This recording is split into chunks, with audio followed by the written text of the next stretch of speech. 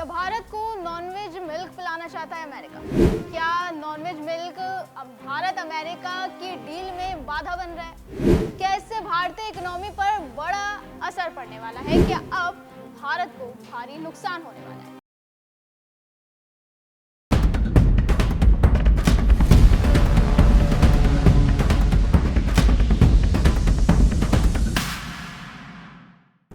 ये तमाम सवाल तब से उठने लगे जब से खबर आई कि भारत अमेरिका के बीच होने वाली डील जो अपने अंतिम पड़ाव पर थी वो रुक गई है।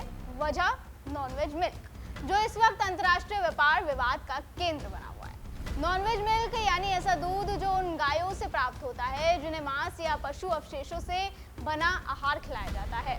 और ये नॉनवेज मिल्क इसलिए चर्चा का विषय बना हुआ है क्योंकि अमेरिका अपने इसी प्रकार के डेयरी उत्पाद भारत को निर्यात करना चाहता है। अमेरिका चाहता है कि भारत अपने डेयरी बाजार को अमेरिकी डेयरी उत्पादों के लिए खोले, लेकिन भारत ने इस मांग को ठुकरा दिया क्योंकि अमेरिका में गायों को मांस, मछली या अन्य पशु आधारित चारा खिलाया जाता है, जैसे कि मैंने अभी बताया। ऐसे में दूध को भारत में नॉनवेज मिल्क कहा जा रहा है, जो भारत की सांस्कृतिक, धार्मिक और नैतिक संवेदनशीलताओं के खिलाफ है।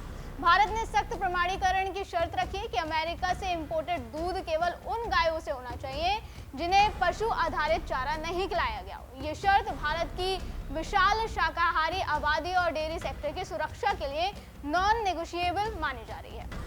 अमेरिका इसे व्यापार वादा मानता है, लेकिन भारत का कहना है कि ये उसकी सांस्कृतिक और आर्थिक प्राथमिकताओं का मामला है। इस वजह से दोनों देशों के बीच व्यापार वार्ता रुकी हुई है और इस मुद्दे से भारत और अमेरिका के बीच प्रस्तावित द्विपक्षीय व्यापार समझौता यानी बिलेटरल ट्रेड एग्रीमेंट प्रभावित हो रहा है, जो इसलिए किया जा रहा है ताकि दोनों देशों के बीच व्यापार को बढ़ाया जा सके और 2030 तक द्विपक्षीय व्यापार को 500 अरब डॉलर तक पहुंचाया जा सके। अमेरिकी राष्ट्रपति डोनाल्ड ट्रंप ने 2 अप्रैल 2025 को भारतीय उत्पादों पर 26% रेसिप्रोकल टैरिफ लगाया था, जिसे 9 जुलाई 2025 तक अस्थायी रूप से निलंबित किया गया। नई डेडलाइन 1 अगस्त 2025 है और इस तारीख से पहले अंतरिम व्यापार समझौते की उम्मीद थी, लेकिन नॉनवेज मिल्क के मुद्दे ने इसे बीच में ही लटका दिया और रोक दिया। और अगर ये समझौता नहीं हुआ तो अमेरिका भारतीय उत्पादों पर 26% टैरिफ लागू कर सकता है, जो भारत के निर्यात को प्रभावित करेगा। लेकिन अपनी संस्कृति को देखते हुए भारत इसे स्वीकारने को कतई तैयार नहीं है। देखिए, भारत में गाय और भैंस का दूध पूजा से लेकर पोषण तक का अहम हिस्सा है। भारतीय संस्कृति में दूध को शुद्ध और सात्विक माना जाता है, लेकिन अमेरिका में ऐसी कोई धार्मिक या सांस्कृतिक सोच नहीं है। वहाँ पशुपालन को उत्पादन के नजरिए से देखा जाता है। अमेरिकी डेयरी फार्मों में गायों को अधिक दूध उत्पादन के लिए ऐसे आहार दिए जाते हैं जिसमें मुर्गा, मछली, घोड़े, यहाँ तक कि पालतू जानवरों के अंग या चर्बी शामिल होते हैं। इस वजह से ऐसे जानवरों से मिले दूध को नॉनवेज मिल्क कहा जाने लगा। ये शब्द खासतौर पर उन लोगों को चौंकाता है जो शाकाहारी जीवन शैली अपनाते हैं और ये मानते हैं कि दूध पूरी तरह से शाकाहारी होता है।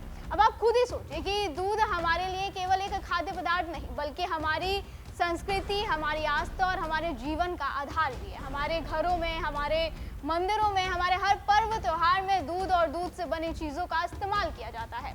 हमारे भारत में दूध खाद्य पदार्थों के साथ साथ पवित्रता का प्रतीक है।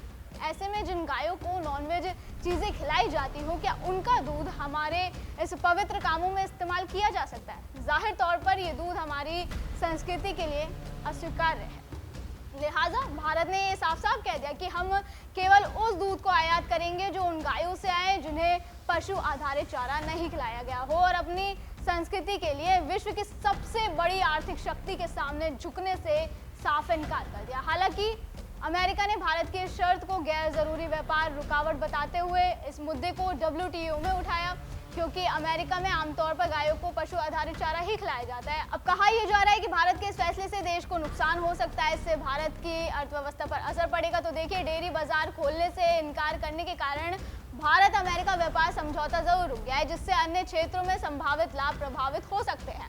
अमेरिका भारत से अन्य रियायतें मांग सकता है, जैसे टैरिफ में कमी या अन्य क्षेत्रों में बाजार खोलना, लेकिन भारत के इस फैसले से देश की अर्थव्यवस्था पर सकारात्मक प्रभाव भी पड़ेगा। इस बात को हम ऐसे समझ सकते हैं कि भारत की डेयरी क्षेत्र दुनिया में सबसे बड़ा है, जो 80 मिलियन से अधिक छोटे और सीमांत किसानों को रोजगार देता है और सकल GDP में लगभग 4% योगदान देता है, जिसका कुल मूल्य लगभग 9 लाख करोड़ से ज्यादा हो गया। वहीं SBI के मुताबिक अमेरिका से डेयरी उत्पादों का इंपोर्ट होने पर देश को हर साल 1.3 लाख करोड़ रुपए का नुकसान हो सकता है, क्योंकि अमेरिकी डेयरी उत्पादों के प्रवेश से भारतीय किसानों को सस्ते आयातित दूध के कारण नुकसान हो सकता है। इसलिए ये फैसला ग्रामीण अर्थव्यवस्था को मजबूत करता है, जो भारत की आर्थिक रीढ़ है, और इससे स्थानीय डेयरी किसानों की आजीविका भी सुरक्षित रहेगी, जो सुबह शाम गायों की सेवा करते हैं।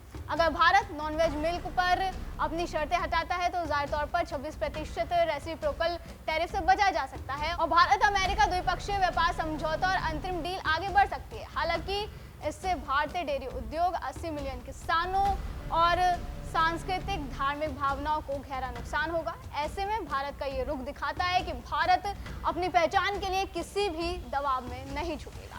आप भारत के इस फैसले पर क्या कहना चाहेंगे, हमें कमेंट करके जरूर बताएं। फिलहाल आज की वीडियो में बस इतना ही। अगली बार फिर होगी मुलाकात। आप देखते रहें DNP इंडिया, हर खबर भरोसे के साथ।